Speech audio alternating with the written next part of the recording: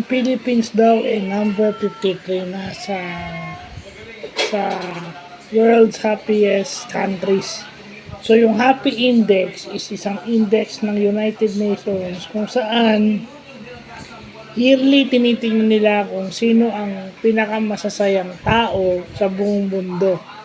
So ito lang ata yung ranking na medyo positive tayo mga Pilipino. From number 76 to number 53. Ang number 1 this 2024 is yung Finland. So tinitingnan doon sino ba yung mga taong pinakamasasaya sa buong mundo. So yun yung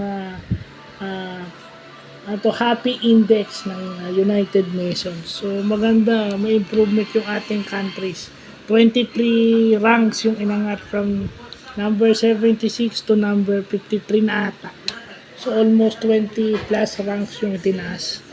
So yun yung maganda, no, na doon man lang sa index na yun, positive na malaking ini-improve ng mga Pilipino sa pagiging masaya.